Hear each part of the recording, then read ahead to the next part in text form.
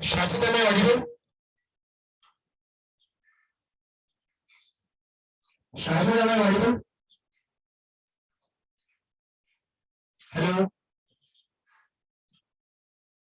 Hello?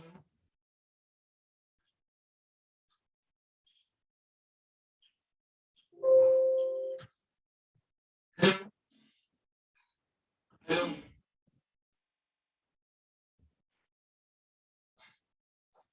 ऐसी आवाज नहीं है मेरी।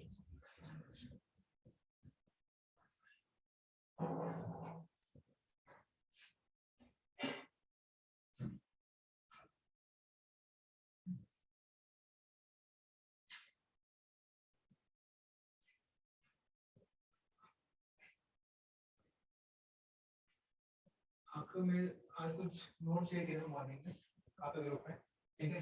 जो लोग आए हैं उनके स्पेशल ऑफर प्रिंटआउट भी मिल जाएंगे, ठीक है? तो नहीं आए हैं, let them read from the online. Online में कोई नहीं पढ़ता, मुझे पता है, बट बाद में ब्लेम आता नहीं कि आप नोट्स नहीं भेज सकते, इसलिए 2 नंबर से पेपर रह गया।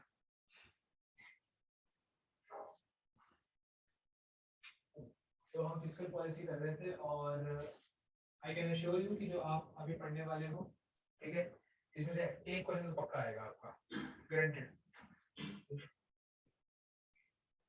अगर आप सारा ही इकोनॉमिक्स अभी तक जो पढ़ाया है मैंने, तो नोट्स नहीं आप पढ़ रहे हो, तो ठीक है, यू कैन एक्सपेक्ट कि आपके 6 to 7% बहुत इजीली आपके हो जाएंगे, ठीक है? क्योंकि मैं यही चीजें पढ़ता था, मेरे हल हो जाते फिस्कल। हाँ जी, 10 से 12 आ रहे हैं आजकल, 10 से 12 आजकल आपके आराम से क्वेश्चन आ रहे हैं इकोनॉमिक्स के, ठीक है? और कुछ क्वेश्चन ऐसे होते हैं जो मेरी 5 साल की डिग्री के बाद मेरे से नहीं होते, क्योंकि वो पूछते हैं लिटरेचर में से सवाल, ठीक है? आपका जो फादर था ना, फादर ऑफ इकोनॉमिक्स था, आपको मैं बताया था ना, एडम स्मिथ। तो एडम स्मिथ जो था ना, तो उसने कहा था कि इकोनॉमी के ना कुछ कैनन्स होते हैं, कैनन्स। तो कैनन्स तो मैंने आज तक कभी पढ़े ही नहीं थी, ठीक है? तो एक होता है कैनन ऑफ इन्वेस्टमेंट, एक होता है कैनन ऑफ सेविंग वगैरह, हमने कभी पढ़े नहीं थे, तो वो क्वेश्चन में डाला हुआ था। तो आई कैन नेवर से कि मैं सारे क्वेश्चन कर लूंगा, लेकिन इतने क्वेश्चन तो बहुत आराम से होते हैं, ठीक है? मैं आपके लिए कह रहा हूँ कि इतने क्वेश्चन आप आराम से कर सकते हो अगर आपने अटेंशन पे कर रखी है। फिस्कल पॉलिसी में जो हमने डिस्कस किया अभी तक का एजेंडा वो कर लेते हैं। हमने क्या डिस्कस किया? आपका सबसे पहले बजट कंपोनेंट्स। तो बजट के कंपोनेंट्स में कोई दिक्कत नहीं, रेवेन्यू डेफिसिट हमने कर लिए थे। फिर हमने क्या डिस्कस किए थे? आपके डेफिसिट्स।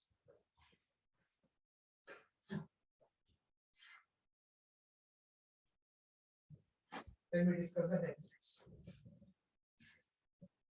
उसके बाद हमने क्या किए थे? आपके जीएसटी बहुत ब्रीफली किया था, लेकिन जीएसटी हमने किया था। फिर हमने डिस्कस किया था आपका टैक्सेशन रिजीम्स, टैक्सेशन सिस्टम्स, ठीक है? तो जो भी मैंने यहाँ पे लिखा हुआ है, हर एक चीज आपको नोट्स में मिल जाएगी, ठीक है? टैक्सेशन में डिस्कस किया आपका, एक होता है प्रोग्रेसिव टैक्सेशन, रिग्रेसिव और प्रोपोर्शनल टैक्सेशन। आपकी 3 चीजें आपकी होती हैं, ठीक है? तो यहाँ तक कोई डाउट तो नहीं है आपको? मैं बाबा इसलिए पूछ रहा हूँ कि पहली बार में कब समझ आता है नहीं आता है, I can not guess that, ठीक है? तो प्लीज आपको बताना पड़ेगा अगर आपको नहीं आ रहा है, कोई चीज कोई लाइन जो मैंने लिखवाई हो, मतलब ना पता हो, ठीक है? अब हम डिस्कस करेंगे कुछ और इंफॉर्मेशन इन्हीं चीजों के रिगार्डिंग, ठीक है? जिनमें से एक है आपका लेफर कर्व। एक चीज आपने हेडिंग ही देनी है, वो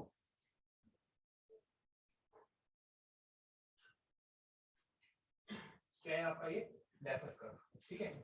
आपका एक इकोनॉमिस्ट था जिसका नाम था आपका आर्थर लेफर। आजकल कर्व से क्वेश्चंस आ रहे हैं और इकोनॉमिक्स से 4-5 कर्व से पूछते हैं, Laffer curve, Phillips curve, Kuznets curve, ये 4-5 कर्व से पूछते हैं, इसके ऊपर कोई कर्व नहीं पूछते। वो माइक्रो वाले, माइक्रो इकोनॉमिक्स का जो कर्व है ना, डिमांड अमाउंट वाली, वही, उसके ऊपर कुछ नहीं आता, ठीक है? और कर्व में भी ना सिर्फ एक चीज पूछते हैं कि आर्थर कर्व कौन सी 2 चीजों के बीच में रिलेशनशिप बताता है, ठीक है? या आर्थर कर्व की शेप क्या होती है, बस ये 2 क्वेश्चन पूछेगा, सिर्फ ग्राउंड कुछ नहीं पूछेगा आपको, ठीक है? तो आपका जो आर्थर लेफर था, उसने एक कर्व बनाया, यहाँ उसने लिखा टैक्स रेट इन परसेंट, ठीक है, और यहां पे लिखा टैक्स कलेक्शन। ये बहुत इंपॉर्टेंट चीज है और गवर्नमेंट ऑफ इंडिया ने ये जो चीज है ना अपने एक्सपीरियंस से सीखी है, ठीक है। गवर्नमेंट को बहुत ज्यादा मार खानी पड़ी, बहुत ज्यादा लॉस सहना पड़ा, तब जो गवर्नमेंट ने सीखी। आर्थर कर्व जो है आपको रेफर करो, बिल्कुल ट्रू होता है। ये कहता है कि जैसे जैसे आप टैक्स का रेट बढ़ाओगे तो आपकी टैक्स की कलेक्शन भी बढ़ेगी, लेकिन एक पॉइंट के बियॉन्ड अगर बढ़ाते रहोगे तो टैक्स कलेक्शन, क्योंकि लोग अपनी इनकम दिखाएंगे ही नहीं, ठीक है। देशभक्ति सिर्फ 5% तक का जीएसटी भरवा सकती है आपसे, ठीक है, उसके बियॉन्ड निकलवाना पड़ता है पैसा, ठीक है। तो आपकी जो गवर्नमेंट थी ना, गवर्नमेंट ने बहुत तरह खर्चे कर दिए थे। उन खर्चों करने के लिए गवर्नमेंट को क्या चाहिए, टैक्स चाहिए, पैसा चाहिए। तो गवर्नमेंट ने क्या किया, एकदम से आपका जो टैक्स है उसको रेट बढ़ाना शुरू किया 1980 से लेकर 1990 के बीच में। उस टैक्स रेट के कारण क्या हुआ, जो आपका जो मैन्युफैक्चरर थे, जो आपके लोग थे, उन लोगों के मन में एक डर पैदा हो गया कि जितना जरा हम इनकम डिस्क्लोज करेंगे उतना हमारे ऊपर टैक्स लग जाएगा। लोगों ने टैक्स को इन्वेट करने के लिए अपनी इनकम छुपाना शुरू कर दी, और जो आप पहले कम टैक्स रेट में पैसा कलेक्ट कर रहे थे, अब ज्यादा में भी उससे कम कलेक्ट कर रहे हो, ठीक है।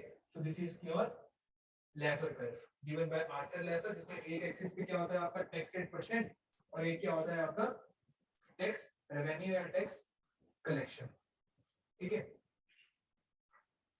डन यहां तक? ओके, ये हल्का सा एक पॉइंट था, मैं डिस्कस कर दिया।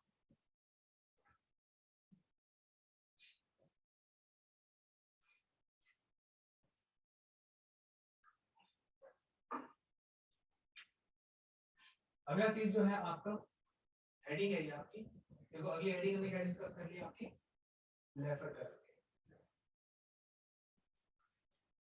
अगली हेडिंग है आपकी deficit financing.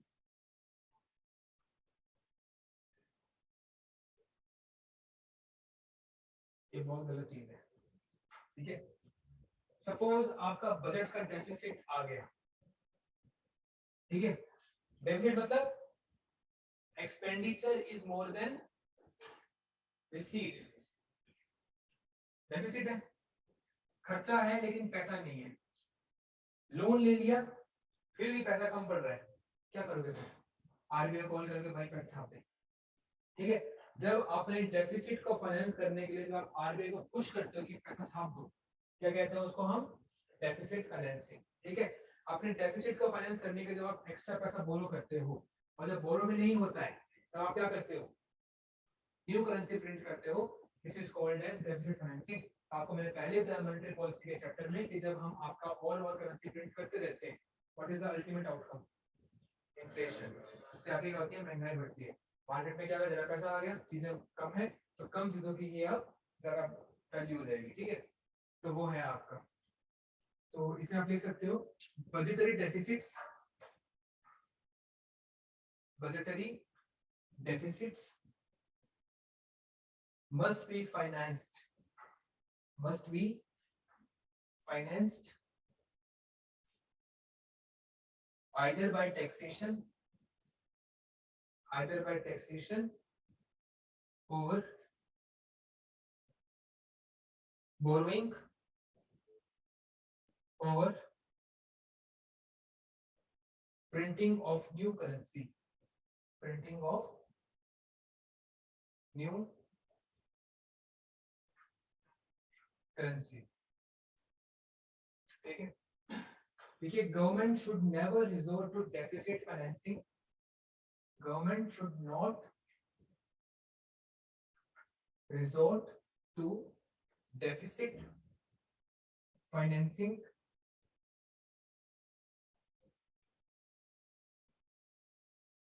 as it is inflationary, as it is inflationary. Stop. Because when government increases spending, when government increases spending, the more money flows into the economy.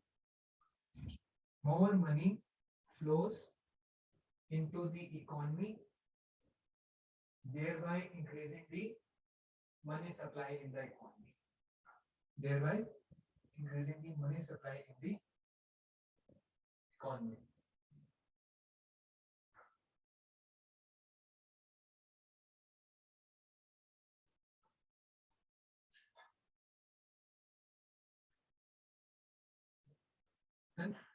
ठीक है, तो इसका मतलब है कि अगर आपको डेबिट फाइनेंसिंग नहीं करनी है तो आपको डेफिसिट भी कम करना पड़ेगा, लेकिन जब तक आपको लोन अपना नेता मानता है, आप संसद में कितनी बड़ी बड़ी बातें करते हैं, लेकिन जब तक कोई नियम नहीं माना तब तक क्या है, आपका उस चीज की वैल्यू जीरो है। ठीक है, तो डेफिसिट फाइनेंसिंग के को गलत चीज है, इससे आपका इकोनॉमी के ऊपर प्रेशर पड़ता है, गवर्नमेंट के ऊपर प्रेशर पड़ता है, and that's why it should be lesser and lesser, but you know it happens, but still the government has enacted a law. ठीक है, लॉ मतलब एक एक्ट लेके आ रखे गवर्नमेंट ने, उसको हम कहते हैं FRBM act, physical responsibility and budgetary management act. 2002 में आपका ये एक्ट आया था, धीरे धीरे आपका लागू हुआ था, तो आपने उसकी हेडिंग देनी है physical responsibility and budget management act.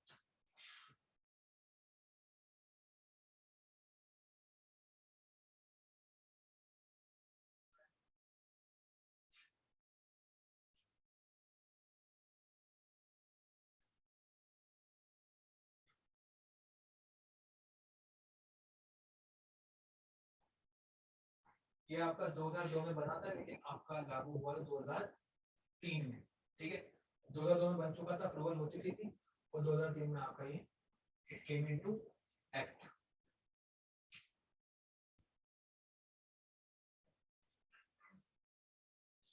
Done. अब इसमें लिखो, सिंपल से पॉइंट्स लिखेंगे। Government must reduce fiscal deficit। मैंने क्या कहा था, कितना होना चाहिए फिजिकल डेफिसिट आपका? अरे वो तो अलग चीज है, 4 प्लस माइनस तो अलग चीज है ना, मैंने बताया था बार बार, कल ही मैंने बताया था जब मैं डिस्कस किया फिजिकल डेफिसिट। रेवेन्यू डेफिसिट तो जीरो होना चाहिए, लेकिन फिजिकल डेफिसिट कितना अलाउ कर देती है गवर्नमेंट? 3% तक का, मैं कल वाला कहा था। ठीक है, तो government should reduce physical deficit to not more than 3%। 3% of what? GST, sorry GDP. मैं कैलकुलेटर पे ज्यादा भरोसा कर लेता हूँ। ठीक है,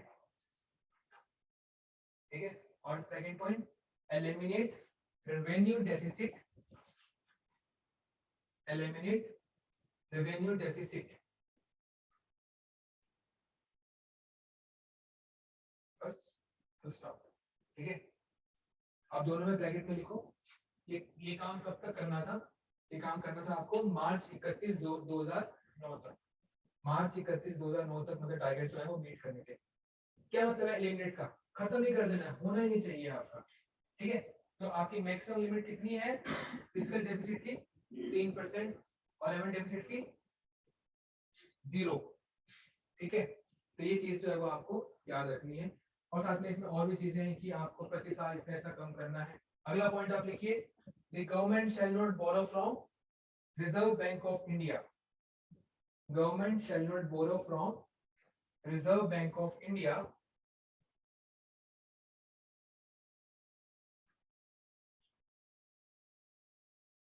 ठीक है, तो स्टार्ट। अब देखो, आरबीआई से पैसा बोरो करेंगे तो आरबीआई लायबल है कि गवर्नमेंट को सस्ते में लोन देगी। ठीक है, लेकिन इन्होंने क्या बोला कि अगर आप एक्स अमाउंट ऑफ मनी लोगे, ठीक है, तो आपको वाई अमाउंट ऑफ इंटरेस्ट रेट जो है वो देना पड़ेगा, लेकिन अगर आप एक्स प्लस करोगे तो आपका इंटरेस्ट रेट भी आपका एड ऑन होगा। तो बोरो मत करना पैसा जब तक कि मरने से हालत ना हो जाए, और पैसा प्रिंट तो कभी भी मत करवाना। ठीक है, तो गवर्नमेंट डेफिसिट फाइनेंसिंग में आपका बोरिंग कर लेती है, टैक्स बढ़ा देती है, लेकिन कभी भी आपको प्रिंटिंग नहीं करती है, क्योंकि एफआरबीएम एक्ट इसको रोकता है।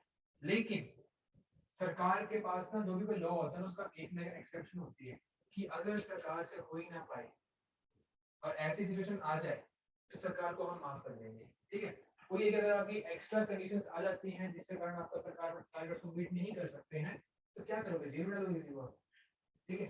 दिक्कत यही है कि अगर आपकी सरकारी कोई गलत पॉलिसी आ जाती है उसके आप किसी को जेल में डाल सकते हैं, इसमें भी किसी को जेल में डाल सकते हैं। ऊपर से क्लीन चिट देने के लिए बोल दिया कि गवर्नमेंट, ठीक है, as and when find necessary, ठीक है, वो इन टारगेट्स को मीट करने से मना नहीं कर सकती है। 2008 में दुनिया भर में आई एक बहुत बड़ी डिप्रेशन, ठीक है। और डिप्रेशन में क्या होता है, आपके जो गवर्नमेंट जो की पब्लिक स्पेंडिंग होती है ना सर, जो की जनता स्पेंडिंग होती है वो बहुत ज्यादा कम हो जाती है आपकी। और स्पेंडिंग कम होने का मतलब क्या है, ग्रोथ रुक जाएगी, अनएम्प्लॉयमेंट बढ़ जाएगी। तो उस टाइम पे गवर्नमेंट को क्या करना पड़ता है, एक्स्ट्रा स्पेंड करना पड़ता है, ताकि जो आपका इकोनॉमी स्पेंड नहीं कर रही है उसके बिहाफ पे कौन स्पेंड कर रही है, गवर्नमेंट स्पेंड करती है। तो 2008 से लेकर 12 तक रगड़ा इन्होंने, तो टारगेट 2009 तक मीट करने को मीट ही नहीं कर पाए आपके, ठीक है। कोई कुछ नहीं बोल पाया क्योंकि जग जाहिर बात थी कि उस समय क्या थी, आपकी दुनिया भर में डिप्रेशन थी और उस समय गवर्नमेंट को स्पेंड करना जरूरी ही था, ठीक है। फिर गवर्नमेंट को एक शर्म आई, हमने खुद टारगेट सेट किए, हम खुद ही मीट नहीं कर पा रहे, ठीक है। न्यूज़पेपर उस टाइम मीडिया अच्छी होती थी, रगड़ रही थी मीडिया पकड़ के, ठीक है। आजकल तो अलग ही हो गई मीडिया आपकी, है ना, गोदी मीडिया, अच्छी टर्म बनाई है ना ऐसे, गोदी मीडिया। तो उस टाइम मीडिया रगड़ रही थी, तो आपकी ना फाइनेंस कमीशन बनती है, आर्टिकल नंबर 280 है आपके भारत के संविधान का, जिसके तहत आपकी फाइनेंस कमीशन बनती है। उस फाइनेंस कमीशन में जो इस समय के आपके चेयरमैन है, तो जो पहले वाले के चेयरमैन थे आपके, 15th फाइनेंस कमीशन में चेयरमैन थे आपके एनके सिंह। एनके सिंह ने बोला कि ऐसे करोगे तो कुछ नहीं होगा, ठीक है, और कम से कम वो रूल बनाओ जो इंप्लीमेंट कर सकते हो। क्या बेवकूफ आदमी, तुम कभी जीरो रेवेन्यू कभी ला ही नहीं सकते आप, ठीक है। एक तरफ आप सब सब्सिडियां देनी है आपने, दूसरी तरफ जनता को राहत देनी है टैक्सेशन में, you can not do this. तो make a more realistic target जहां पे आप उसको आप अचीव भी कर पाओ, ठीक है। आप क्या बोलोगे, एक महीने में सीरियस क्लियर करके दिखाऊंगा, ठीक है, इज इट रियलिस्टिक? नहीं। सुबह से लेकर शाम तक बैठूंगा लेकिन कोई और मैथ का सिलेबस कंप्लीट कर दूंगा आज के आज, ठीक है। अगर आपने एक चैप्टर का एक क्वेश्चन करना तो जरूर कर सकते हो, ठीक है, but it is not realistic. What is realistic? कि 6 महीने मन लगा के पढ़ाई करूंगा, रोज निकल जाऊंगा, ठीक है, सुबह से शाम अक्षय सर की बात पढ़ूंगा, ठीक है, बस उनके चरणों को धो के पी लूंगा। ये है असली टेक्निक, ठीक है, पेपर क्लियर करने की। देशभक्ति नहीं, निम्बस भक्ति चाहिए, ठीक है। बट यस यू नो कि what is realistic and what is not realistic. तो आपके टारगेट्स है, आपके 15 फाइनेंस स्पेशल रिवाइज किए, और हम थोड़ा सा उनके बारे में लिख लेते हैं, ठीक है। तो आप लिखिए, the government had constituted a committee. The government had constituted a committee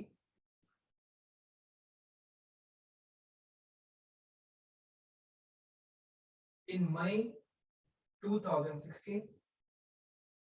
In May 2016, under the chairmanship of N.K. Singh. Okay, he is a very well-known economist of India. Under the chairmanship of N.K. Singh, the committee recommended. The committee recommended that government should reduce. That government should reduce its revenue deficit to reach. Government should reduce its revenue deficit to reach 0.8% by 2023. पहला तो आपका 7 साल लंबा target रखा, ठीक है, और दूसरा जीरो नहीं लेके आए, जीरो कभी हो नहीं सकता आपका, बहुत मुश्किल है जीरो लाना। तो कितना रखा आपका, 0.8 रखा, ठीक है। और सरकार 30 आ चुका है, ठीक है। अब बहाना क्या मिल गया, कोविड आ गया था, ठीक है, तो हमें कुछ नहीं कर सकते, हमें खर्चा करना पड़ा। और गवर्नमेंट यहाँ झूठ नहीं है, सच बोल रही है गवर्नमेंट, ठीक है। And fiscal deficit to be reduced to, and fiscal deficit to be reduced to 2.5% of GDP by 2023, ठीक है। और इसमें आगे लिखो, committee also gave a escape clause government also give escape clause of 0.5% कि अगर 3% भी हो गया तब भी कोई दिक्कत नहीं है, ठीक है। Committee also give escape clause of 0.5% to adjust with cyclical fluctuations, ठीक है। याद है फर्स्ट क्लास में मैंने ड्रॉ की थी बिजनेस साइकिल्स, ठीक है। एक समय बूम आएगा लेकिन उसके बाद आपका डिप्रेशन भी आएगा, फिर राइज होगा, फिर फॉल होगा, ठीक है। तो गवर्नमेंट अगर कुछ नहीं भी करेगी तब भी एक ना एक बार तो आपकी जीडीपी फॉल करेगी, और इसको यहां से उठाने के लिए क्या करना पड़ेगा, मोर स्पेंडिंग मींस मोर डेफिसिट, ठीक है। तो इससे डील करने के लिए अगर आपका कोई साइकिल में चेंज आ जाता है तो इससे डील करने के लिए आप इसको प्लस 0.5 कर सकते हो, हम आपको कुछ नहीं बोलेंगे, ठीक है। लेकिन देखो अब चीजें कोडिफाई हो चुकी हैं, अगर मीडिया इतनी विजिलेंट है तो पता होना चाहिए, क्योंकि एनकेसी की कमेटी किस लीडरशिप में बनी है। अगर मोदी जी ने खुद टारगेट सेट किया तो उनको मानना नहीं चाहिए ये चीजें, बट मीडिया कभी इसकी बात नहीं करेगा, ठीक है। और डेटा आ चुकी है, नहीं है आपको अभी मैं बताऊंगा ना कितना डेटा आपको लगेगा पता, ठीक है। बाकी इन नोट्स में कहानी है, मेरे ख्याल से नोट्स प्रिंट हो चुके हैं, मैं आपको प्रोवाइड कर रहा हूँ। अभी हम डिस्कस करेंगे की फीचर्स ऑफ इस साल का जो बजट है आपका, ठीक है। Just give me the reading notes 1 2 3 4 10 minute.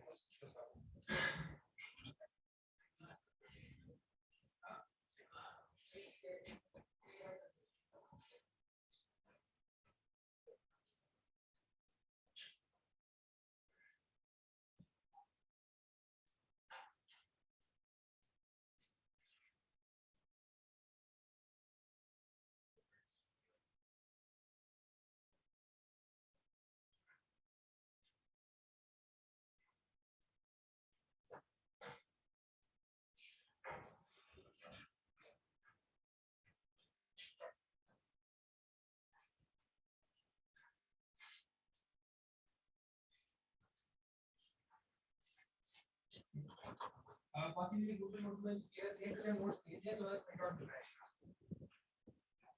ठीक है।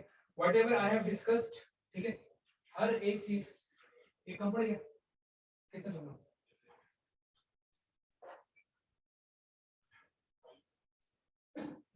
ये कुछ है नहीं तो मैं घर में दे रहा हूँ, हो गए 10 मिनट।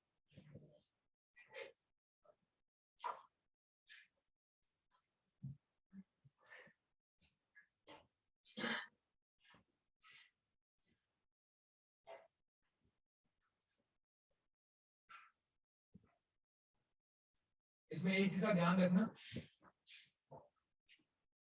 बीच में ना कहीं लिखा आएगा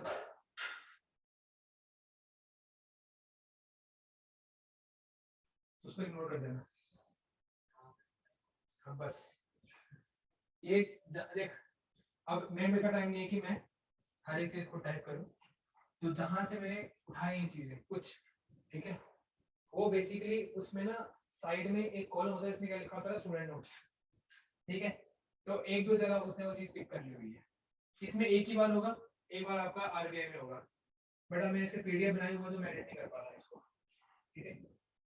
ये मेरे ओरिजिनल इंटेलेक्चुअल वर्क है, नो पॉलिसी, ठीक है। तो वो चीज को इग्नोर करना, उसको तुम स्टेटमेंट का पार्ट मत समझ लेना, ठीक है। ये हुआ है, I was teaching for HS, ठीक है, और उसमें ना उनका मेंस का पेपर करना पड़ता है उनको, ठीक है, और उसके लिए ना आंसर राइटिंग करवाते हैं, और मैंने उनको आंसर लिखने के लिए दे दिया, and I was checking one of the answer and I was very much impressed, मतलब इतने बड़े आंसर कैसे लिखे, ठीक है। And between her answers I found this, ठीक है। तो the girl was actually opening a mobile phone while writing the answers, और उसने देखा नहीं कि स्टूडेंट नोट्स कुछ हो रहा है, उसको लगा स्टूडेंट नोट्स कौन भी ये सॉल्व होगा, है ना। तो उसने पूरा पूरा लिख दिया, ठीक है। पता नहीं है वो कौन थी, बट मैं देखने जरूर चाहूंगा उसको, फिर मैं तब से वो नहीं बना भी मैं, और ट्रेंड मैंने शुरू किया था, हाँ। वैसे तो आधी लड़कियां मेरी क्लास में इसलिए नहीं आती हैं, मैं विमेन लेवल बहुत करता हूँ, है ना। पहले का तो होती थी 4 बेंच में होते थे, लोगों ने नहीं किया कुछ, Okay, so we are discussing the key highlights of budget of 2023 and 24, which I am hopeful कि इसमें क्वेश्चन आएंगे आपके. तो जो लिखवा रहा हूँ बस वही लिखना.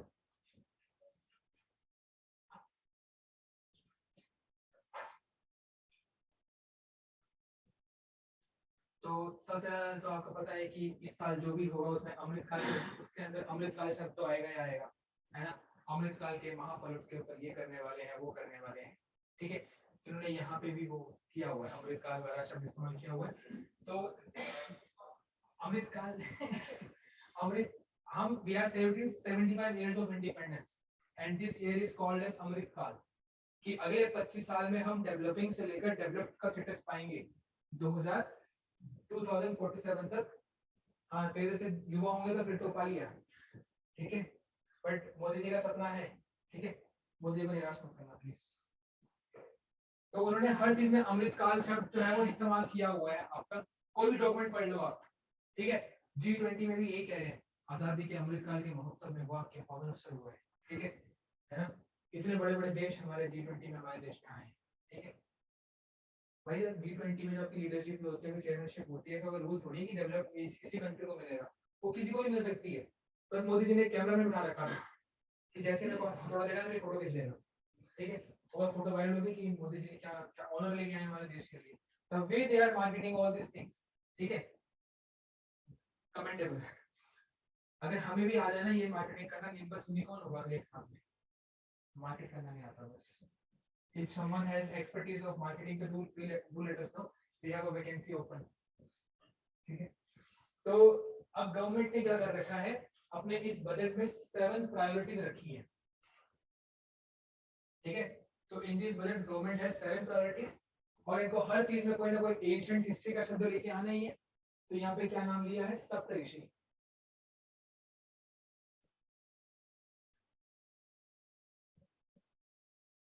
तो गवर्नमेंट की जो 7 प्रायोरिटीज है, they are calling it as Saptarishi, यानी कि 7 प्रायोरिटीज. तो पहली प्रायोरिटी क्या है गवर्नमेंट की, इंक्लूसिव डेवलपमेंट.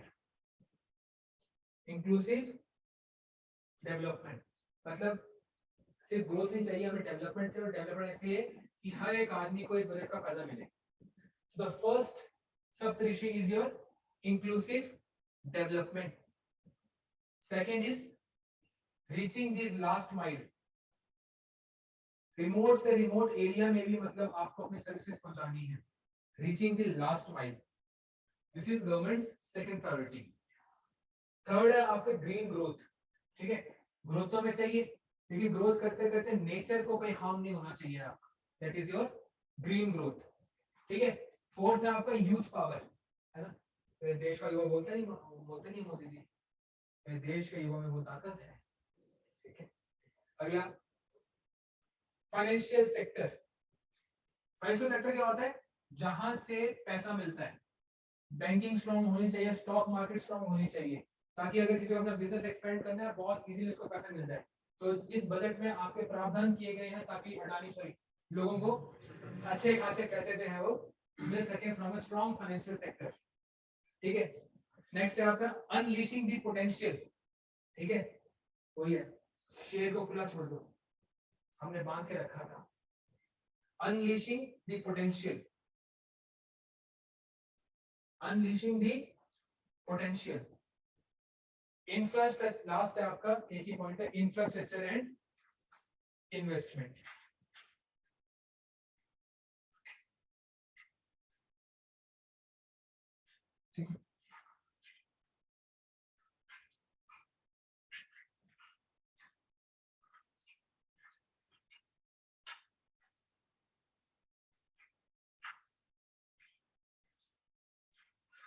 अब अगला आप लिखो कि ये जो बजट में जो आपका रिसीट्स है, ठीक है, उस रिसीट में पैसा कहां से आएगा. तो आप लिखिए गवर्नमेंट रिसीट्स. अगली हेडिंग दोगे इस बजट के लिए, गवर्नमेंट रिसीट्स की पैसा कहां से आएगा. चलो सबसे पैसा कहां से आएगा, कौन टैक्स, टैक्स से सबसे पैसा कहां से आएगा, जीएसटी से आएगा. लेकिन जीएसटी से ज्यादा पैसा कहां से आएगा, उधार लेके, ठीक है. तो आपका सबसे ज्यादा रिसीट्स कहां से आएगी गवर्नमेंट की?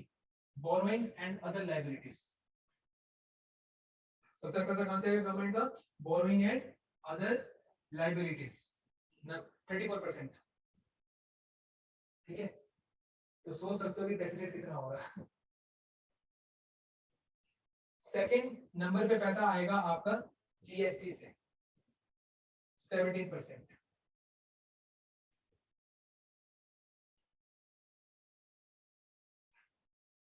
ठीक है, फिर पैसा आएगा आपका कॉर्पोरेशन टैक्स से। जीएसटी इंडायरेक्ट टैक्स है, कॉर्पोरेशन टैक्स आपका डायरेक्ट टैक्स है। It is upon the profits of the corporates 15%। ठीक है, और 15% ही आएगा आपका इनकम टैक्स से, लेकिन थोड़ा कम, कॉर्पोरेशन से थोड़ा सा कम। 15 ही है, बस थोड़ा पॉइंट्स का फर्क पड़ता है, ऐसा कुछ नहीं है। 15 ही है, बस उसका 15 पॉइंट समथिंग कुछ और है, सब कुछ और है। ठीक है, अगला है आपका यूनियन एक्साइज ड्यूटी, वही जो पेट्रोल दर में लगती है। कहाँ कहाँ लगती है आपका एक्साइज ड्यूटी? टोबैको, अल्कोहल और पेट्रोल एंड डीजल। सस्ता हो जाएगा पेट्रोल, लेकिन इनका नुकसान हो जाएगा फिर।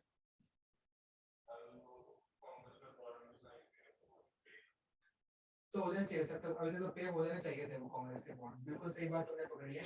इस टाइम पे पेट्रोल इसलिए महंगा है क्योंकि ऑयल बॉन्ड्स कांग्रेस ने इशू किए थे 2004-5 में। उस टाइम आप जैसे हम कहते हैं ना कि मोदी जी क्या ही पॉलिसी है आपकी।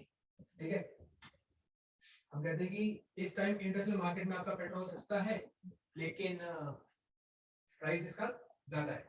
तो निर्मला सीतारमण ने एक दिन ना बहुत गर्म हो रखी थी, उसने कहा तुम अगर सच्चाई सुने तो सच्चाई सुन लो पहले एक बार। 2005 में पेट्रोल मार्केट में बहुत ज्यादा महंगा था। ठीक है, तो उस टाइम के ऊपर आपका पेट्रोल रेट एकदम से ना बढ़ जाए, तो इस कारण से गवर्नमेंट ने क्या किया, गवर्नमेंट ने जितने भी आपके पेट्रोल के जो ट्रेडर्स वगैरह हुआ करते थे उनको बोला कि आप हमें क्या दे दो, पेट्रोल दे दो, और पेट्रोल के बदले क्या ले जाओ, गवर्नमेंट बॉन्ड ले जाओ। ठीक है, इस गवर्नमेंट बॉन्ड के बदले मेरे को दे दो तुम 10 लाख का पेट्रोल सपोज। ठीक है, 10 लाख करोड़ का पेट्रोल दे दो, और उसके बाद तुम 25 साल या 30 साल बताना तुम कितना ले देना, 12 लाख करोड़ का अमाउंट ले जाना इससे। ठीक है, तो उससे तो पेट्रोल सस्ता हो गया क्योंकि कागज इशू कर रहे थे, पेट्रोल आ रहा था। ठीक है, अब देने पड़ेंगे पैसे। हाँ ठीक है, तो हम कहते हैं कि मोदी जी काटते हैं, मोदी अब काट गए। ठीक है, और गालियां कौन खा रहे? कांग्रेस। एक और चीज देखना, मोदी जी की इमेज इतनी अच्छी प्रोटेक्ट की गई है ना, आप सोच नहीं सकते। ठीक है, whenever there is a good news, सबने देखा ना कोविड में आपका 20 लाख करोड़ का पैकेज था। ठीक है, 20 लाख करोड़ का एक अमृतकाल का पैकेज जो भी था आपका, उस पैकेज को मैं लेके आ रहा हूँ भाई बहनों। ठीक है, तो उसने स्पीच देने के लिए कौन आया था? मोदी जी खुद। जब न्यूज चैनल को जब एक्सप्लेन करने की बारी आई तब निर्मला सीतारमण भेज दी, क्योंकि था कुछ भी नहीं 20 लाख के अंदर। जो आपका पहले का बजट था ना फरवरी वाला, फरवरी में बजट आया, मार्च में आपका लॉकडाउन लग गया, तो बजट आपका एग्जीक्यूट कैसे होगा? तो उसी बजट को नए तरीके से बना के भेज दिया, किसके साथ में? सीतारमण के साथ में। जितनी भी गालियां खाई वो किसने खाई? सीतारमण ने खाई। ठीक है, अभी गुजरात में इलेक्शन जीते तो वहां किसकी फोटो दिखा देते? मोदी जी की। ठीक है, दिल्ली में हारे तो वहां नड्डा खड़ा कर दिया, है ना, कि नड्डा की लीडरशिप में बीजेपी हार गया। कर्नाटक में फिर से हारने वाले, कांग्रेस जीतेगी कर्नाटक में। हालांकि उन्होंने बहुत जोर लगा रखा है, लेकिन जितने भी एग्जिट पोल आ रहे हैं वहां पे कांग्रेस थोड़ा सा लीड लेके जा रही है। तो हर एक उसके ऊपर आपका नड्डा ही है। इमेज प्रोटेक्ट कर रहे हैं, कैसे होना चाहिए? मोदी हार रहा है, ठीक है, बीजेपी जीत रही है तो मोदी जीत रहा है, बीजेपी हारी तो नड्डा हार रहा है। ठीक है, बहुत चालू है ये। तो ये मेरा पंगा था आपका। ठीक है, तो अगला पैसा कहां से आता है आपका? यूनियन एक्साइज ड्यूटी लिख लिया आपने 7%। इसके बाद आप लिखिए नॉन टैक्स रिसीट्स। आया कुछ याद? इतनी बड़ी लिस्ट है नॉन टैक्स रिसीट्स की। नॉन टैक्स रिसीट्स से कितना पैसा आएगा? 6%। ठीक है, नॉन टैक्स रिसीट्स है कितना पैसा? 6%। क्या होता है एग्जांपल का नॉन टैक्स रिसीट्स के? Fees, fines, earning from PSUs, penalties. ठीक है, और लॉटरी, और टैक्स हो गया ना, विंडफॉल गेन टैक्स है, और क्या चीज इसके अंदर, इसके अंदर और क्या चीज आपकी इंटरेस्ट अर्निंग हो रही है, ठीक है।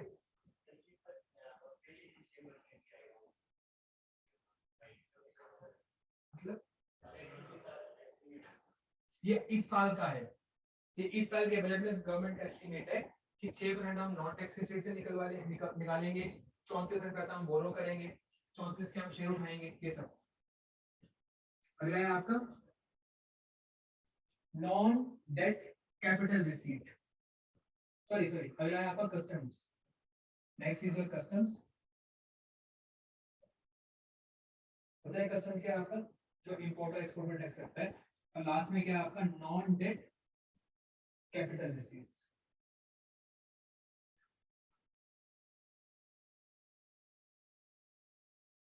ये बेसिकली आपका पीएसयू को बेचना होता है, डिसइन्वेस्टमेंट होती है आपकी, ये कि आपके ऊपर डेट क्रिएट नहीं हो रहा है, आपको एसेट खत्म हो रहा है, ठीक है। हमने पढ़ा ना डिसइन्वेस्टमेंट के बारे में, इसमें क्या होता है आपका एसेट खत्म हो जाता है, लेकिन कोई बर्डन रहता है नहीं रहता। तो ये क्या है आपका नॉन डेट कैपिटल रिसीट। तो आप लिख सकते हो आगे, example of non debt capital receipt is disinvestment.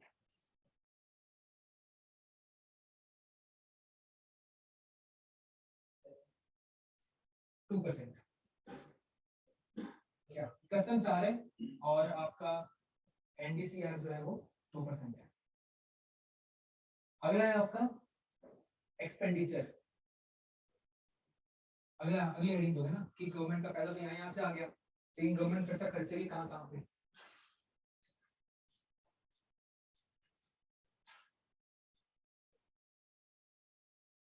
ठीक है, सबसे ज्यादा पैसा गवर्नमेंट खर्चेगी इंटरेस्ट पेमेंट्स के ऊपर, इसलिए गवर्नमेंट बोलती है कि हमारा डेफिसिट इसलिए होता है। Now you know why there is climate deficit क्यों आया आपका, क्योंकि गवर्नमेंट का 30% पैसा कहाँ जा रहा है आपका, इंटरेस्ट पेमेंट्स में जा रहा है आपका। तो गवर्नमेंट का सबसे ज्यादा पैसा कहाँ जाएगा आपका, इंटरेस्ट पेमेंट्स में जाएगा, ठीक है। 20%, 20% of money of Indian government goes as interest payment, ठीक है। अब जो पैसे गवर्नमेंट कलेक्ट करती है जीएसटी वगैरह का, ठीक है, उसमें स्टेट का शेयर है कि नहीं है, तो ड्यूटीज कलेक्ट करती है उसमें गवर्नमेंट का शेयर है, स्टेट गवर्नमेंट का, तो वो है आपका सेकंड है आपका state share of tax and duties 18%, states share of tax and duties कितना 18%। डन। अगला है आपका central sector scheme. Central sector scheme, central sector scheme वो होती है जो एंटायरली गवर्नमेंट ही फाइनेंस करती है, वो स्कीम जिसमें स्टेट गवर्नमेंट का 1 रुपया भी लगता, ठीक है, वो क्या होती है आपकी central sector scheme.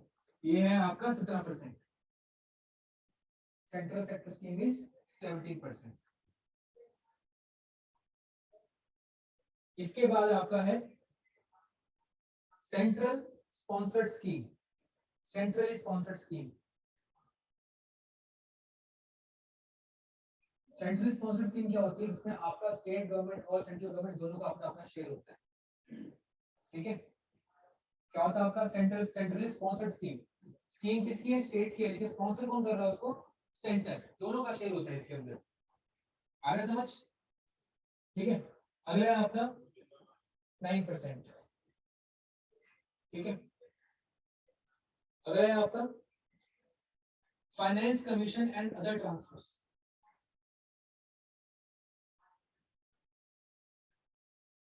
Finance commission and other transverse.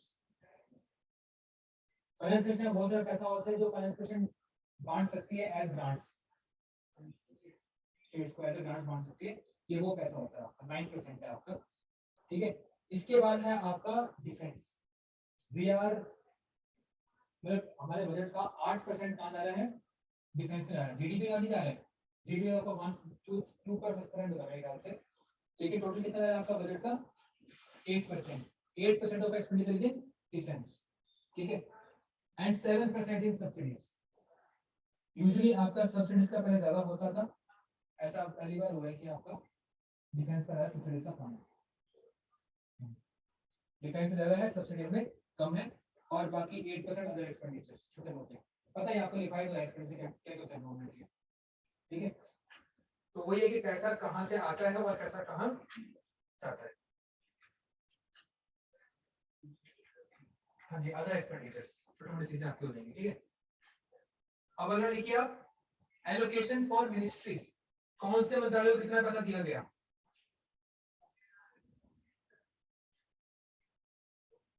Among all the ministries, highest allocation is for Ministry of Defense.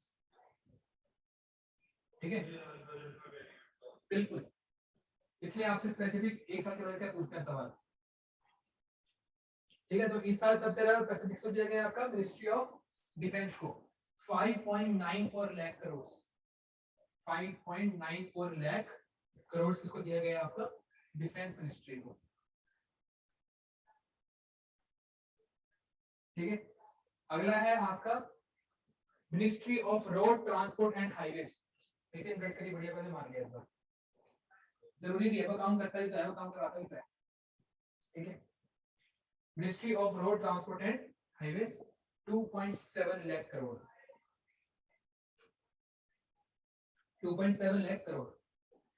अगला है आपका मिनिस्ट्री ऑफ रेलवेज,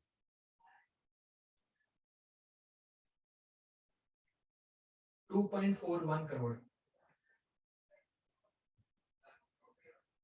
हाँ, लाख करोड़। हाँ,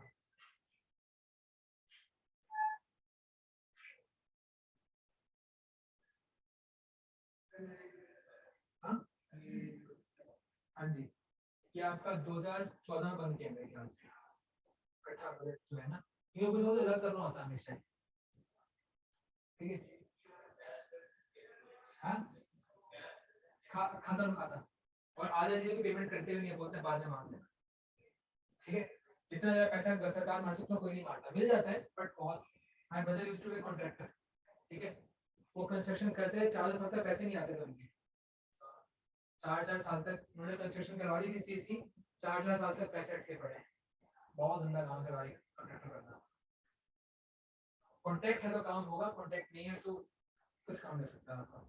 मेरा ये जो करप्शन है, जो आप कह रहे हो इसको फेवरेटिज्म जो है, वो बहुत ज्यादा डीप रूटेड है गवर्नमेंट के अंदर। ठीक,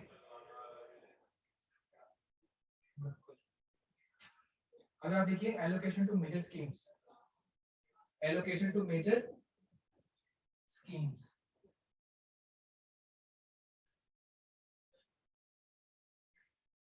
ठीक है, देखो वैसे सबसे ज्यादा सरकार ने जो पैसा खर्चा है इस बार, ठीक है, वो जल जीवन मिशन के लिए, पर चलो उसको इग्नोर करो। एक स्कीम लिखो जल जीवन मिशन, एक स्कीम लिखो आप जल जीवन मिशन, इसने बहुत खर्चा किया है। तो क्योंकि ज्यादा खर्चा किया है सरकार ने इस बार, ठीक है, तो आप एक बात का ध्यान रखना कि आपको पढ़ना पड़ेगा इस स्कीम के बारे में, जल जीवन मिशन क्या है, कौन सा साल शुरू हुआ, ठीक है, क्या इसका पर्पस है जल जीवन मिशन। इसके अंदर एक स्कीम और आती है हर घर नल, ठीक है। अगर आप लिखो नई चीज जो आपकी है अभी, एकलव्य मॉडल रेसिडेंशियल स्कूल, नई स्कीम है गवर्नमेंट की। जैसे आपके सैनिक स्कूल होते हैं, नवोदय स्कूल होते हैं, ठीक है, वैसे आपके नए स्कूल रहेंगे कहाँ पे, एकलव्य मॉडल। एकलव्य कौन था, ट्राइबल था ना, तो these schools will be opened in tribal areas of India। पढ़ना इसके बारे में, Eklavya model residential school. Navodaya क्या होता है, नवोदय में हॉस्टल्स वगैरह होते हैं आपके, लेकिन नवोदय कहाँ खुलते हैं आपके, रूरल एरियाज में, रूरल एरियाज के बच्चों को पढ़ाने के लिए नवोदय खुलते हैं। तो वैसे आपके नई तरह के स्कूल इंट्रोड्यूस किए जाएंगे, कौन से, एकलव्य मॉडल रेसिडेंशियल स्कूल्स, इसने अच्छा खासा पैसा लॉन्च किया है। अगली स्कीम है आपकी फेम, ये तो पूरा ही रट लो इस बार, फेम तो बहुत इंपॉर्टेंट है आपका। फेम क्या है, फास्टर एडॉप्शन, फेम का फुल फॉर्म है faster adoption and manufacturing of EV.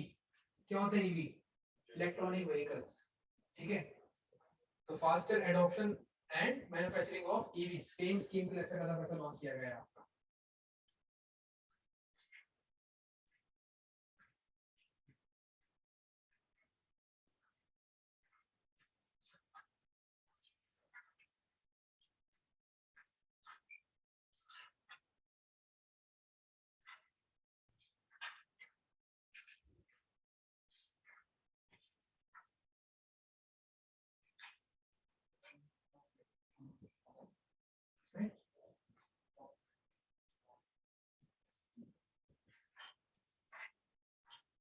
तो अगली हेडिंग है ना आपकी,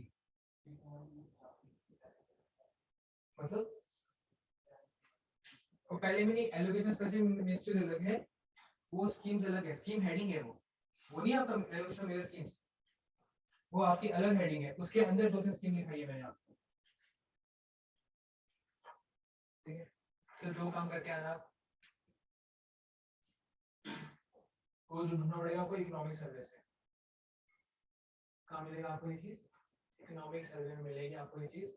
इकोनॉमिक सर्वे में देखना कि आपका फिस्कल डेफिसिट कितना था, रेवेन्यू डेफिसिट कितना था, और प्राइमरी डेफिसिट कितना था, और इंडिया की जीडीपी कितनी है, ये 4 चीजें कर लेना, ठीक है। याद रखना जीडीपी एट कांस्टेंट प्राइस भी होगा, जीडीपी एट करंट प्राइस भी होगा, और कई जगह के ऊपर आपका वो भी लिखा होगा, कहते हैं GVA agriculture, GVA industry, GVA services, इससे आपको लग जाएगा पता कि कितना कितना परसेंट आपका एग्रीकल्चर लाके दे रहा है, कितना कितना आपको इंडस्ट्री सर्विस लाके दे रही है। प्लीज ये आप टॉपिक लिख लो, in economic survey you will find out what was India's fiscal deficit in the previous year, what was India's revenue deficit, what was India's primary deficit, ठीक है। along with that what is India's current GDP in lakh crores, ठीक है, trillion में billion है, जो भी terms आपको पता करना है। इसके बाद कौन सा सेक्टर कितना कितना पैसा आपका इस जीडीपी में कंट्रीब्यूट करता है, that also you will write down what percent, ठीक है। कर लोगे, समझ गए काम, ठीक है। ऑल द जानता हूं मैं, क्लास बहुत लंबी है लेकिन टॉपिक खत्म हो चुका है, तो we can call it off, ठीक है।